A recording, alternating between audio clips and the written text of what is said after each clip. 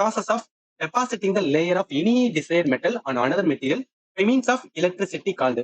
இது ஒண்ணு கிடையாது, தமிழ்ல பாருங்களேன். மின்சாரம் மூலம் விரும்பிய உலோகத்தின் ஒரு அடுக்கை மற்றொரு பொருளின் மீது பதிவு செய்யும் செயல்முறையோட பேர் வந்து கேக்குறாங்க. ஏதோ ஒரு மெத்தட் இருக்காம், இந்த மெத்தடோட பேர் வந்து கேக்குறாங்க.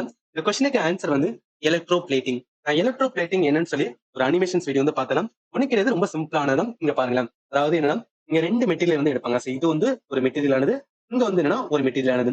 எனக்கு என்னன்னா, இந்த மெட்டீரியல்ல இருக்கிற வந்து என்னன்னா, இந்த மெட்டீரியல்ல இருக்கிற ஒரு தாது ஏதோ ஒரு வந்து என்னன்னா எலிமெண்ட் எனக்கு என்ன ஆகும்னா தனியா எடுத்து இந்த மெட்டீரியலுக்கு வரணும் அப்படின்னா இதுக்கு என்ன கொடுத்தா போதும், கரண்ட் வந்து கொடுத்தா போதும். So, நான் கரண்ட் வந்து கொடுத்து இதை வந்து என்னன்னா ஒரு பீக்கர்ல வந்து வைக்கிறேன்னு வச்சுக்கலாம். என்ன ஆகும் அப்படின்னு பாத்தீங்கன்னா, இங்க இருந்து இந்த காப்பர் இருக்கு பாத்தீங்கன்னா, அந்த காப்பர் என்னன்னா இங்க இருக்கிற காப்பர், இந்த மெட்டீரியல் இருக்கிற காப்பர் என்ன பண்ண போனோம், இதுல இருந்து எடுத்து எங்க கொண்டு வரப்பாங்கன்னா இங்க கொண்டு வரப்பாங்க.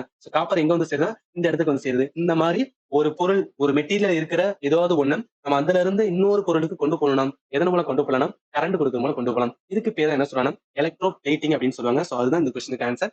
ஆன்சர் மின் மூலம் வந்து பூசுதல். இந்த மிச்சம் இருக்கிற ஆப்ஷன் இருக்குல்ல, எலக்ட்ரோ மேக்னெட் என்ன தமிழ்ல மின் காந்தம் சொல்லுவோம். எலக்ட்ரோ மேக்னெட் ஒண்ணு கிடையாது, ஒரு பர்மனன்ட் மேக்னெட் என்ன சொல்லணும், இந்த வீட்டுல யூஸ் பண்ற பவர் மேக்னெட் சொல்லுவாங்க பாத்தீங்களா. பவர் மேக்னெட் எதெல்லாம் யூஸ் பண்ணுவாங்க அப்படின்னா, இந்த திசை காட்டும் கருவி காம்பஸ் எல்லாம் வந்து இந்த பவர் மேக்னெட் யூஸ் பண்ணுவாங்க.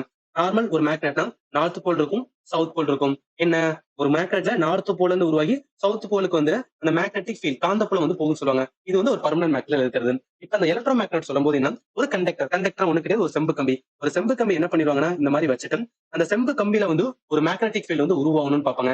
ஒரு மேக்னெட்டிக் ஃபீல்ட் வந்து சும்மாலாம் உருவாகாது. அதை எப்படி உருவாக்குவாங்கன்னா, இந்த கண்டக்டர் அதாவது இந்த மின் கடத்திய எதோட கனெக்ட் பண்ணுவாங்கன்னா ஒரு பேட்டரியோட கனெக்ட் பண்ணுவாங்க. பேட்டரிக்கான சிம்பிள் வந்து இந்த மாதிரி சொல்லுவாங்க. அது எதோட ஒரு சுவிட்சோட, இதுக்கு நம்ம சுவிட்ச் போடும்போது வந்து கரண்ட் ஃப்ளோ இருக்காங்க. இந்த இடத்துல சுவிட்சுக்கு வந்து கேஸ் சொல்லுவாங்க. சுவிட்சை போடும்போது மைனஸ் பிளஸ், மைனஸ் பிளஸ் வந்து கரண்ட் ஃப்ளோ ஆகும். இப்படி கரண்ட் ஃப்ளோ ஆகும்போது என்னன்னா, எப்ப இதுல கரண்ட் ஃப்ளோ ஆகுதோ அப்ப வந்து என்ன உருவாகும், இங்க ஒரு மேக்னெட்டிக் ஃபீல்ட் வந்து உருவாகும். நார்மல் ஒரு கண்டக்டர்ல மேக்னெட்டிக் ஃபீல்ட் சும்மா உருவாது, கரண்ட் கொடுக்கும்போது உருவாகும். இப்படி உருவாகிறதுக்கு பேர் தான் என்ன சொல்றாங்க, எலக்ட்ரோ மேக்னெட் சொல்லுவாங்க, மின் காந்தம் அப்படின்னு சொல்லுவாங்க.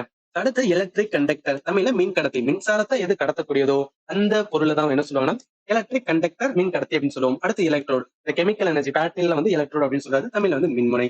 இந்த கொஸ்டினுக்கு ஆன்சர் வந்து மெத்தட கேட்டனால ஆன்சர் வந்து ஏ